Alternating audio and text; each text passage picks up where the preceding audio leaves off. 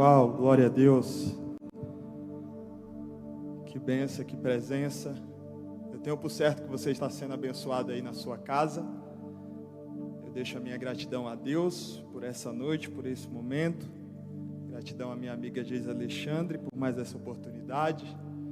E a você que está em casa adorando ao nome do Senhor, que continue sendo abençoado por Deus.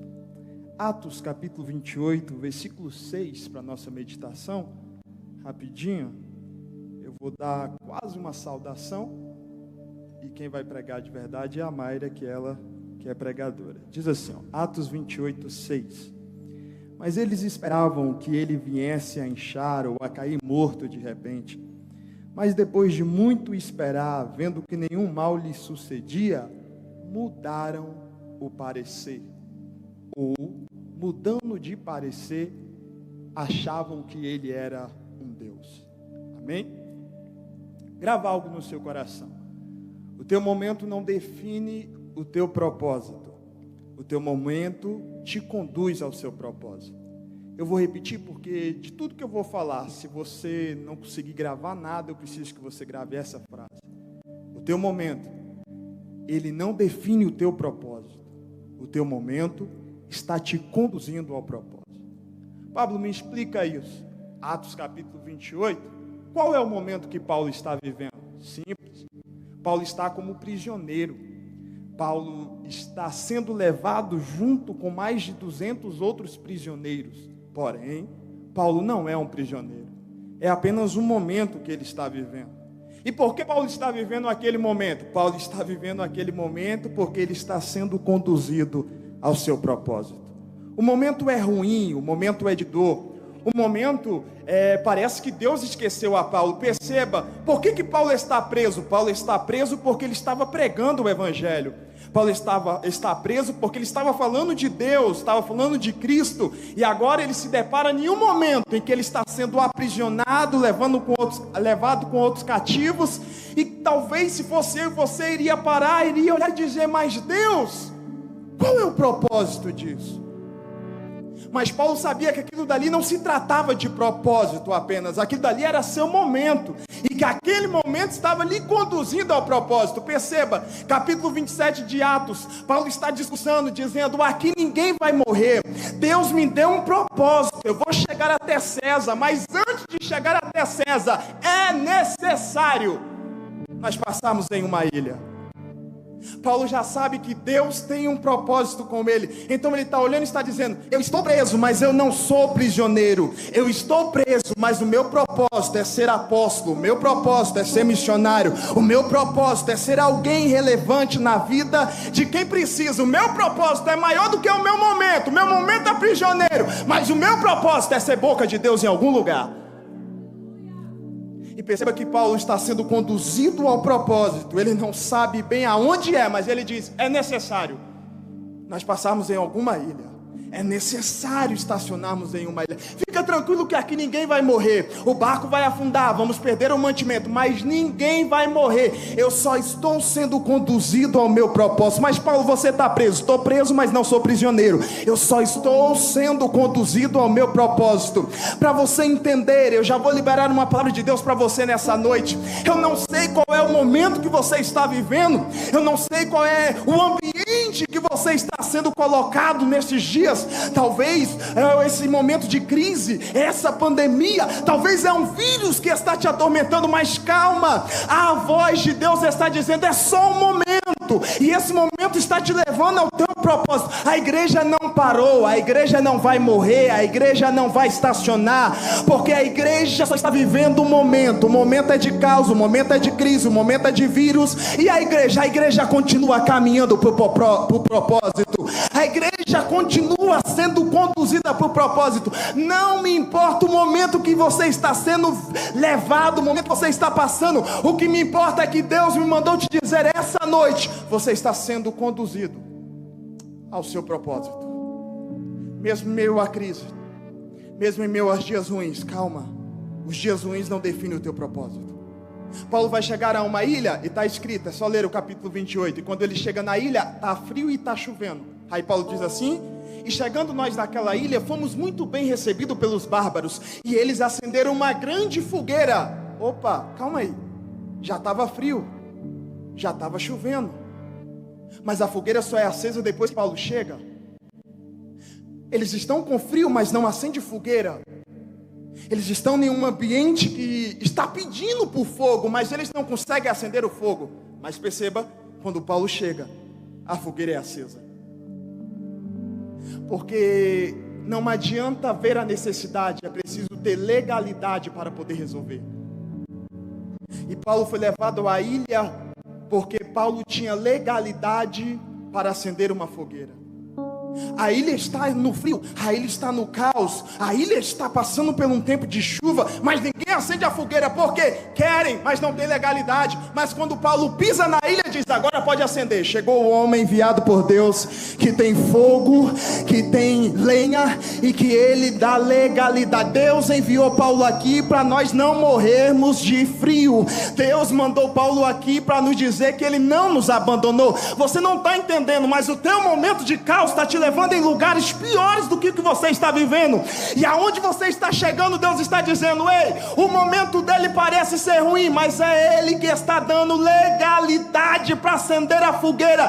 Ninguém na tua família vai morrer congelado no frio. Ninguém na tua família vai morrer neste caos. Sabe por quê? Porque você está chegando com legalidade do céu para acender fogueira aonde a frieza espiritual está querendo pegar, aonde a frieza espiritual está querendo chegar. Vocês é aquele que está levando fogo para acender a lenha que estava quase se congelando. Agora perceba comigo, Pablo. Então o propósito de Paulo é acender uma fogueira? Não, porque acender fogueira é movimento. E se nós só temos movimento, nós não temos avivamento. Avivamento produz movimento, mas o movimento não produz avivamento. Se Paulo vai na ilha, acende a fogueira e tudo bem, acabou-se, era só um movimento. Mas Deus está conduzindo Paulo ao seu propósito, e o propósito não é movimento, o propósito é avivamento.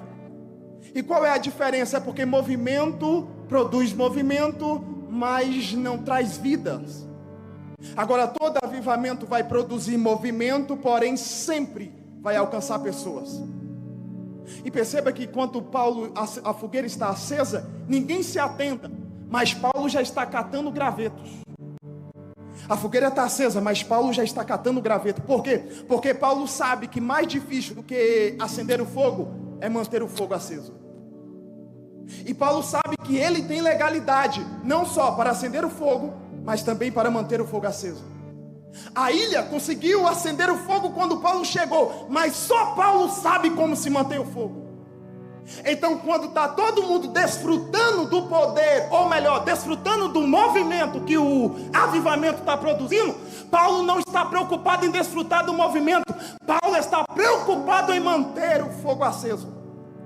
Então enquanto está todo mundo glorificando, regozijando, enquanto está todo mundo na beira da lenha se aquecendo, Paulo já está catando graveto na oração, no jejum, na consagração. Paulo já está na Bíblia, enquanto tem muita gente desfrutando daquilo que você teve legalidade para entregar, você já está preocupado na oração da sua casa, na leitura bíblica. Ninguém entende, ninguém olha e diz: por que ele ora tanto? É porque você está preocupado em manter a fogueira acesa. Eles não sabem, mas você sabe. Por que jejuma tanto? Por que busca tanta santidade? Eles não sabem, mas você tem que manter a fogueira acesa. Vai manter a fogueira acesa.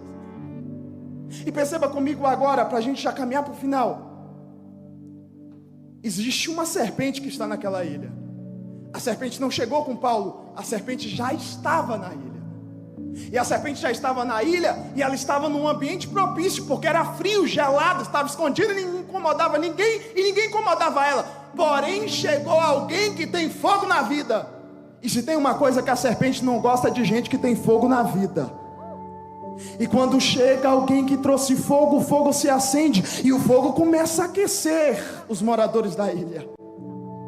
E a serpente começa a perceber que ela não pode parar os 200 que estão se aquecendo, mas ela pode parar quem está mantendo a fogueira acesa.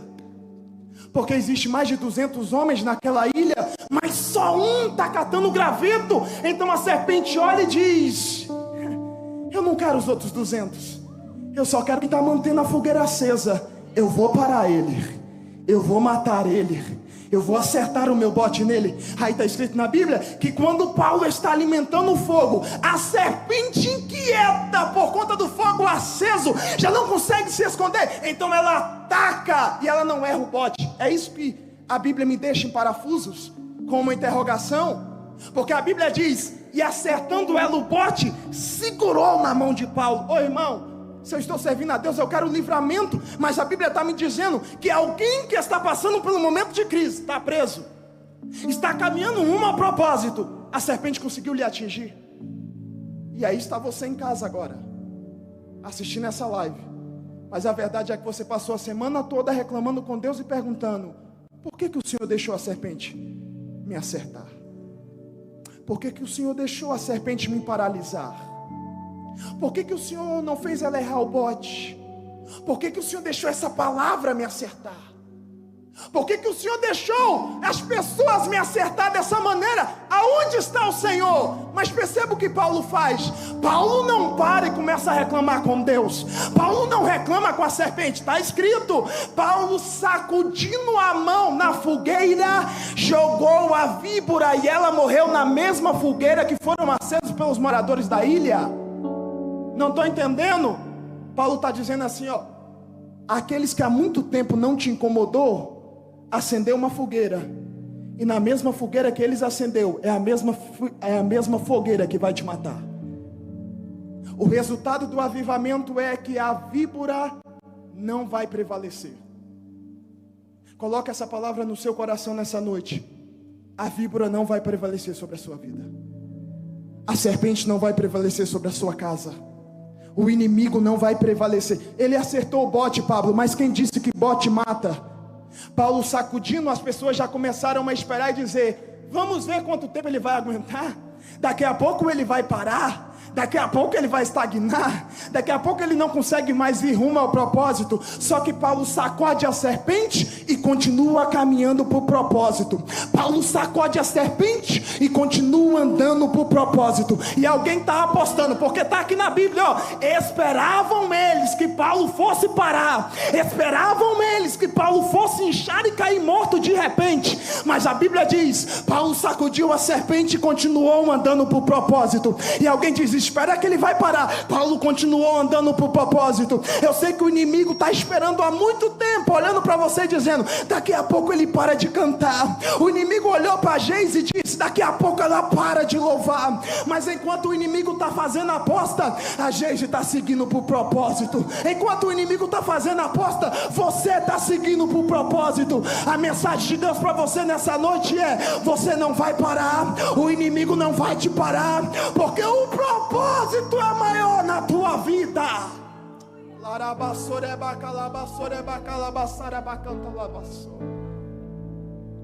Pablo, você precisa terminar, então me diga qual é o propósito. O propósito é vidas. Porque se o propósito é só acender fogo, é movimento, não é avivamento. E avivamento produz movimento, mas sempre vai alcançar vidas. Aí está escrito: Paulo, saindo da serpente, foi para a casa de um homem chamado Públio. E desculpa se eu estiver mencionando errado, mas é assim que está escrito. E chegando na casa de Públio, todos os receberam. E o inimigo está esperando, dizendo: daqui a pouco ele incha, daqui a pouco ele para. E o céu está dizendo: você não vai parar, você não vai parar. O propósito é maior. E daqui a pouco Paulo, na casa de Públio, fica sabendo que o pai desse homem está doente. Ele diz: aonde está o enfermo? E apontaram e disseram: está ali escondido, porque ele está muito enfermo, já está à beira da morte. Paulo olha e diz: então pronto, descobri o meu propósito. Traz o homem que nós vamos orar por ele. E lá vai Paulo. Enquanto o inimigo está apostando, dizendo: ele vai parar, lá vai Paulo.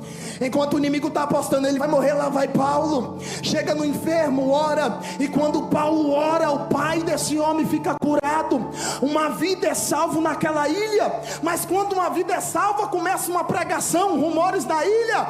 O homem está orando e Deus está curando. Ele não parou, ele continuou. E Deus está fazendo através dele. Deus me mandou aqui essa noite para te dizer: não para, não para. Porque enquanto você está caminhando, Deus está fazendo. Enquanto você Você está orando, Deus está curando. É no meio da crise. Você está pregando e Deus está salvando. É no meio da crise. Está fazendo live louvando e tem gente que está se quebrantando. Sabe por quê? Você não vai parar, o propósito é maior. Você não vai parar, o propósito é maior. Você não vai e nem pode parar. O propósito é maior. Aí termina o texto dizendo assim: e a ilha ficou sabendo que Paulo orou e uma vida foi curada. E todos os enfermos da ilha vieram até Paulo. Paulo orou e todos foram alcançados pela graça do Senhor. Qual era o momento de Paulo? Prisioneiro. Qual era o propósito? Vidas. José está dentro de uma cisterna. Qual é o momento? Eu vou morrer. Qual é o propósito? Governador. José é vendido como escravo. Qual é o momento? Está como escravo, mas não é escravo. O propósito é governador. Eu não sei qual é o seu momento, mas eu sei que Deus tem um propósito na sua vida.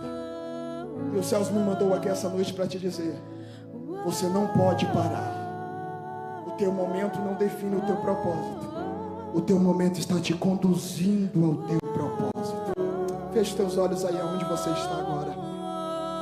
Eu quero profetizar sobre a tua vida que você não vai parar. Você não vai parar porque o teu propósito é maior. Isso. Se puder aí onde você está mesmo, feche seus olhos, diga uma palavra para Deus.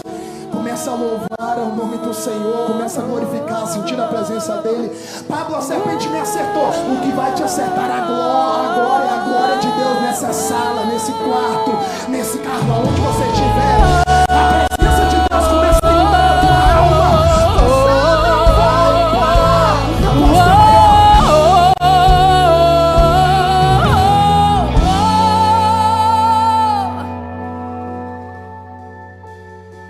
Não abandone o barco, pois a ordem é chegar do outro lado e você vai chegar.